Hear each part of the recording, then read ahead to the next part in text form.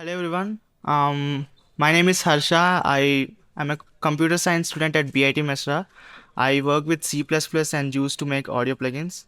Today I'm going to talk about spatial localization and binaural audio and making binaural audio from normal audio.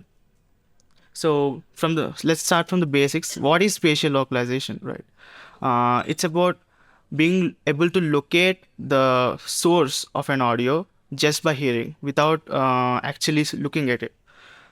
This happens because animal and human brains kind of see the differences between your left and right ear signals and kind of differentiate and kind of get the information out of it to kind of approximate where the audio source is located. The things that our brain used to differentiate these things are called localization cues, which we are going to talk about in a minute. It's even happening right now. You can see that the audio is coming from the speakers even if you close your eyes, because your brain can kind of see the difference and conclude the audio source. So why is there a need to study this localization and spatial localization, and why is there a need to reverse engineer this, right? Well, one of the main things is it's really interesting, because it's really interesting to see how we can be able to just locate an object just by hearing it. And also the most second more important thing is reproducing this, taking understanding how this works and kind of using that to create our own plugins or effects that reproduce this binaural effect. And there are a lot of applications for this. For example, movies have surround sound, games, virtual reality is very depending on binaural audio. And for example, emulating spaces, for example, Meta has this kind of whole virtual space thing, and you can use this binaural audio to completely recreate the environment, including the visuals and the audio. And for this talk, the most important thing is able to emulate binaural audio from normal audio. So I use this word binaural audio a couple of times before, but what exactly is it, right? Bi stands for two, and aural is anything that is uh, related to hearing. So binaural audio is how humans actually hear sound, because the sound we hear is not exactly what the sound is produced at the source. It has a lot of reflections kind of embedded into it. It has reflections from your head, your ears, your external ears, your body, and diffraction from your head on the shadowed side, and all of the stuff. And uh, so recording this binaural audio is not possible through a single microphone. You need a special setup of microphones. Like, you can have two earphones set up at the beginning of ear canals on both of the sides and kind of record this audio and kind of play it back.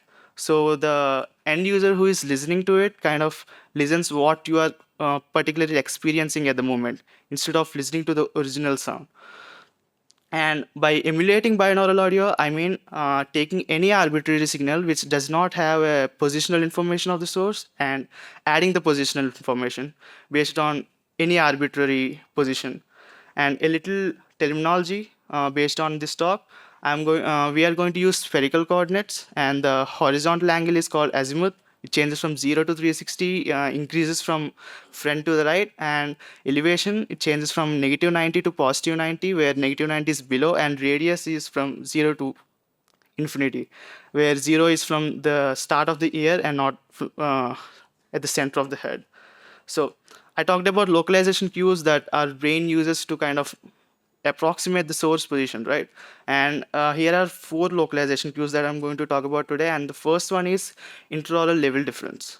It's the difference between apparent apparent sound intensity between the two ears.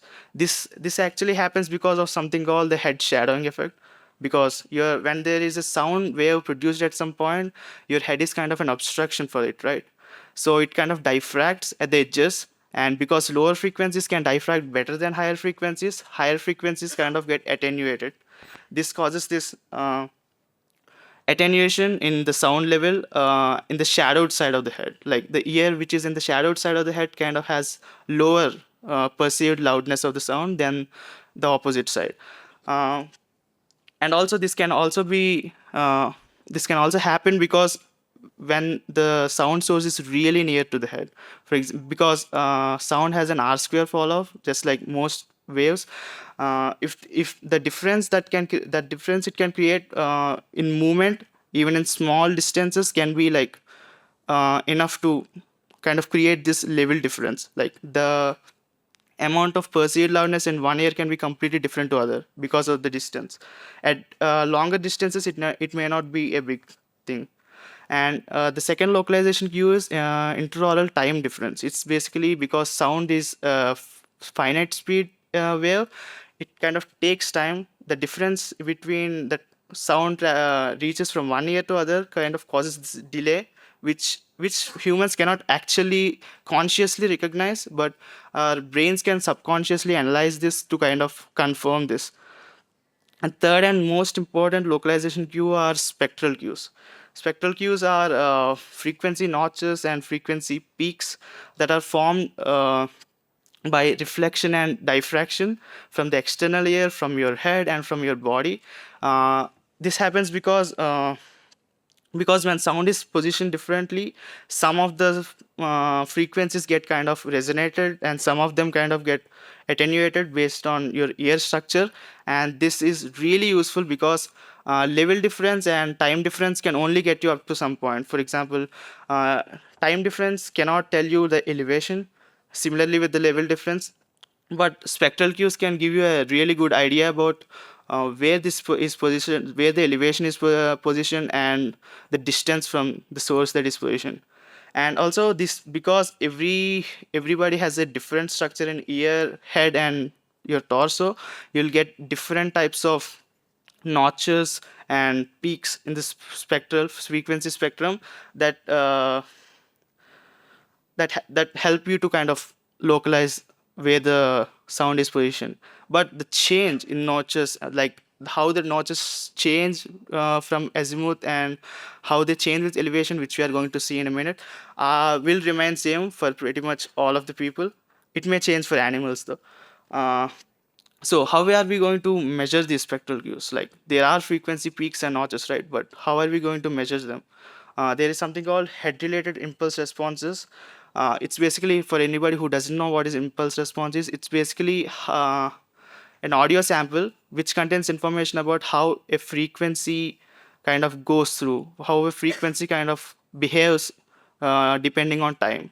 So generally they use a small white noise sample to kind of start it, and they record what's left of it to get the head related impulse response. It kind of captures all the spectral cues, the notches, the peaks, and everything related to information when it is recorded. And the subject, the person or the dummy head, has like two earphones at the start beginning of their ear canals, and the whole thing is recorded. And if you think about it, because both of the microphones start recording at the same time, it also has like the level difference and the time difference kind of built into it, which is really important, because when we do convolution, it kind of gets transferred directly without any external effort. uh, and here are some few visualizations that I did based on how spectral cues change based on azimuth, how they change based on elevation, and how they change based on distance. So here's a small video. You can clearly see like the level difference, the level of the left, what we hear in left ear is kind of changing, and you can also see the peaks and notches kind of sliding over in the frequency spectrum. And when the source is coming to the opposite side, you can see the opposite happening.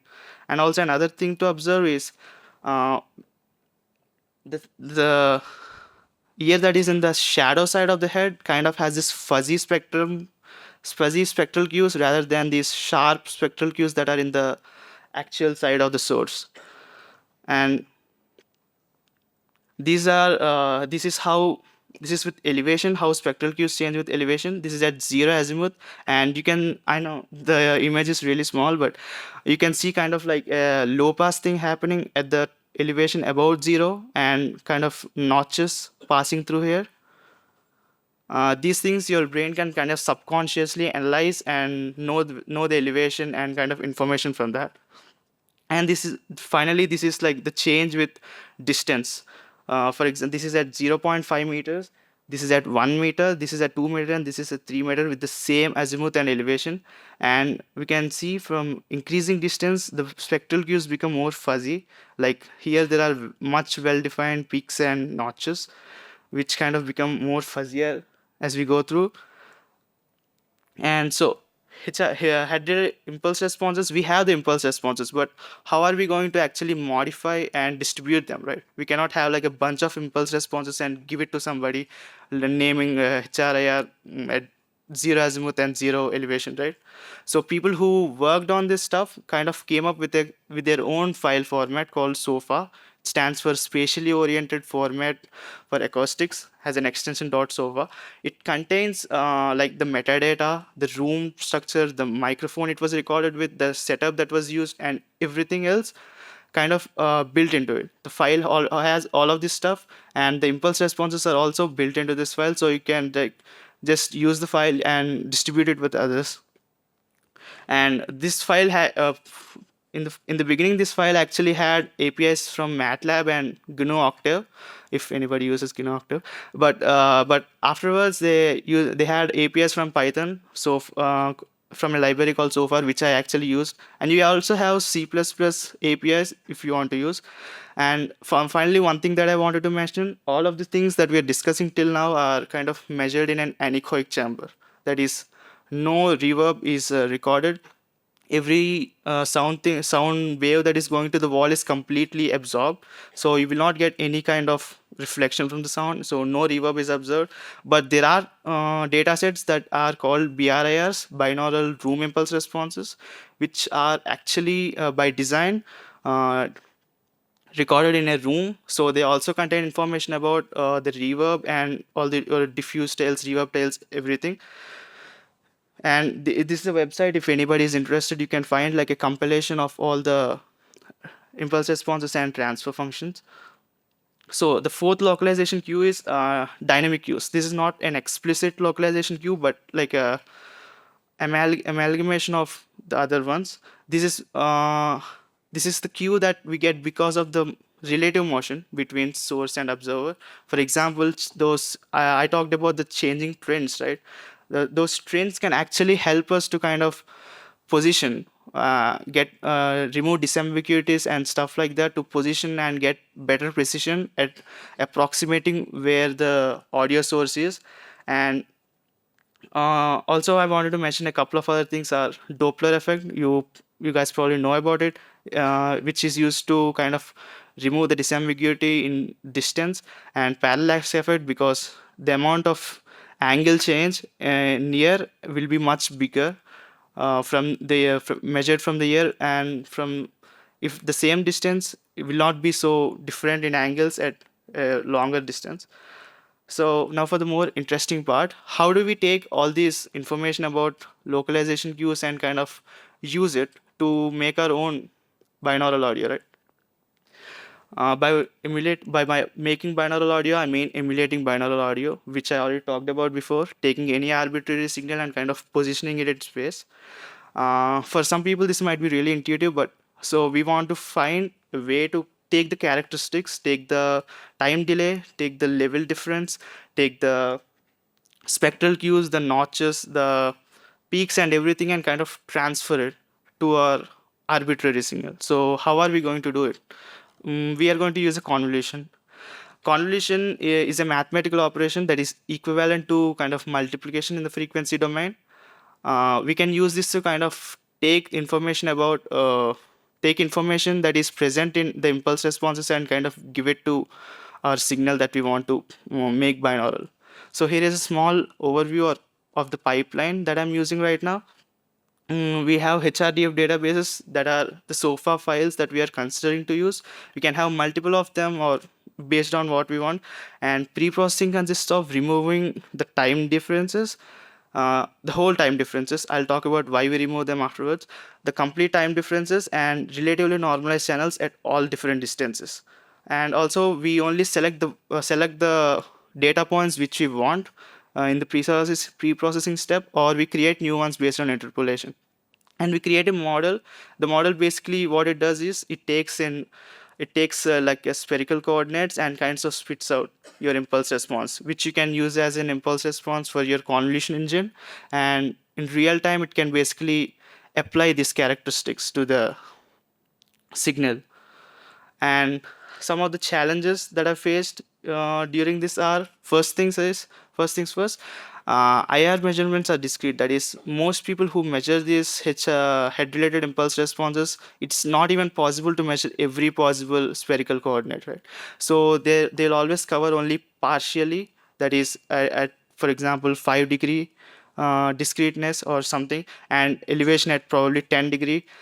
So we will get this kind of mesh that you need to make it much more, you need to make it more resolution basically. And the second thing is adding time difference and attenuation with distance.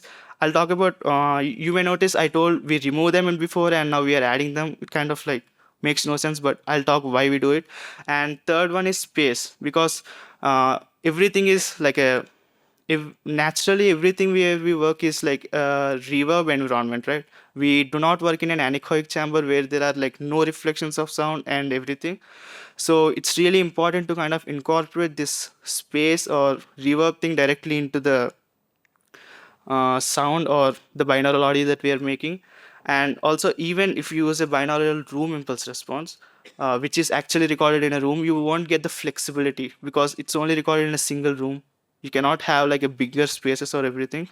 So solution for one and two are like solution for the challenge one and two. It's about it's about interpolation. Instead of interpolating direct impulse responses, we interpolate them in frequency domain using certain steps that I'm going to talk about. First we are going to start. We'll take a arbitrary position of which we want the impulse response to be at, and we find the nearest 3 points. And using barycentric coordinates, probably anyone using computer graphics might know about this, or you can just measure the distance from it. You can have them as weighted average or something. And having the interpolation in frequency domain kind of gives you a good enough result that you can actually use.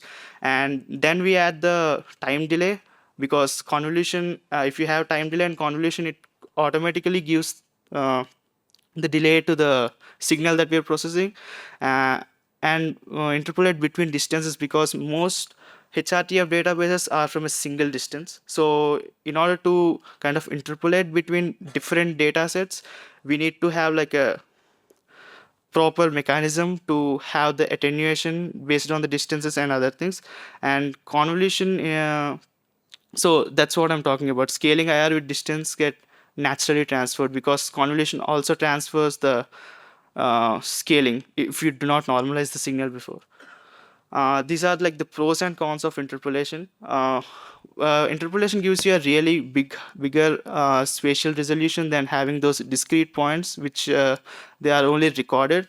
But there are certain cons. For example, you cannot do like some kind of pre-calculation and storage, because it will be way too big to store it anyways, and your binary is going to be massive.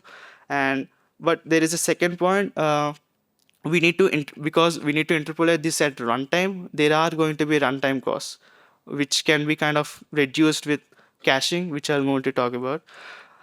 So for the question I asked about earlier, why are we actually removing the ITDs and adding them afterwards, right? Why are we removing the delay and adding it afterwards? It's because interpolating in frequency domain doesn't exactly kind of interpolate the time delay. Like, it doesn't interpolate the number of empty samples before your impulse response actually starts. So you kind of need to remove it before and add it afterwards, because when you are interpolating between two different data points and they have different delays in time before, you are not going to get a good result. You are not going to get like an average delay if you are going to do a frequency interpolation.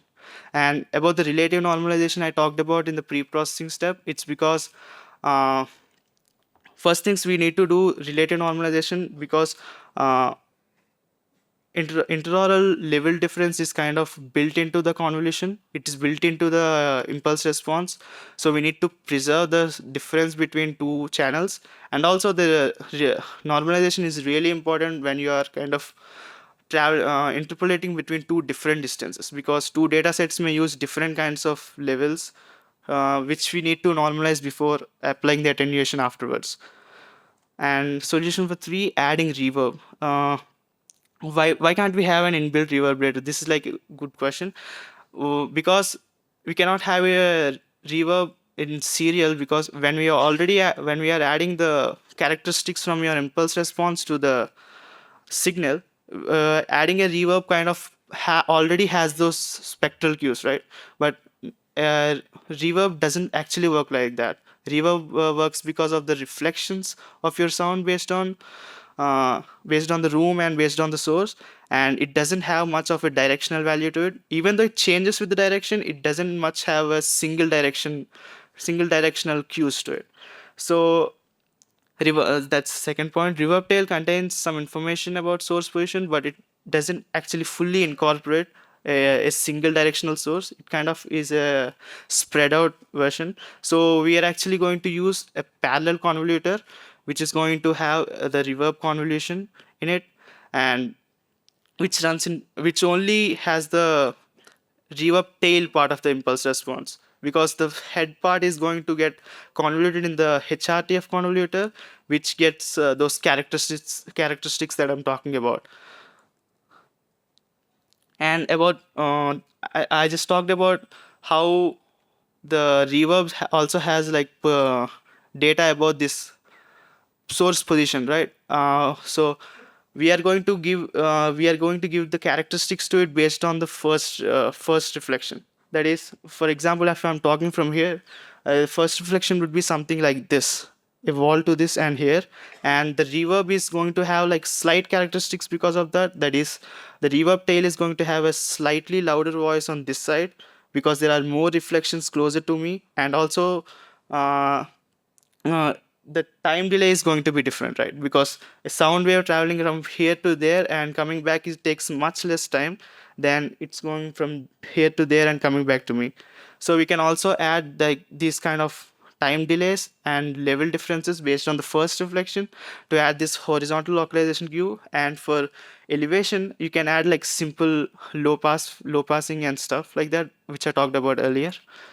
And a small thing about caching, if any programmer is interested, we use a min heap to kind of preserve the latest used and most used impulse responses instead of generating them every time, and kind of have a much optimized way at runtime, because we do not want to calculate every time, even though if it's calculated before. And if you are interested in this topic, there are some other topics that you might also be interested. Ambisonics is basically kind of creating the spatial audio effect using multiple speakers and speaker setups. And surround sound, we all know Dolby audio and home theaters. Head tracking is about tracking your head and kind of uh, changing the sound position based on your head tracking. And directional recording is basically having multiple speakers at different directions pointing to different directions, and they kind of capture like a 360-degree audio. And psychoacoustics is basically how audio will be affected, and how audio is how we take audio, how we think about audio and everything. So this study is made basically for a plugin that I'm working on, which will be open source and will be released on next month. And so check it out. Thank you for having me. Uh, Hope you enjoy.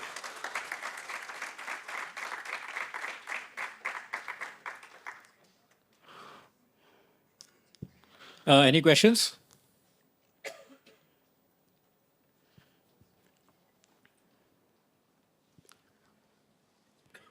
So, hello, Harsha. Yeah, it's a really great work. I really enjoyed your presentation, and you have put up a lot of your research effort in the presentation. I can very well feel there. I hope you have worked with MATLAB. Or No, I actually use Python scripts. Python, Yes. okay, that's okay. So because we have tried a lot with this kind of spatial computing, and so I know the difficulties in this. And apart from that, I really congratulate for going into the area of psychoacoustics, which is very very niche topic in of course in our country that too. And at present, we were working in collaboration for the psychoacoustic, typically this binaural audios for dementia detection actually, and this is very very important there. And for sure I will connect you with that doctor from, he is a neurologist in London, and he needs this kind of an application over there, because this is a very important topic for such a high mortality rate is there for dementia people when they're affected with this kind of a mental disorder, and they use this kind of a diagnostic tool for detecting dementia. So for that, I really I was amazed on seeing this being taken over there. Okay, thank you. Thank you. Okay. That's amazing. Anyone with any other questions? No? Yeah.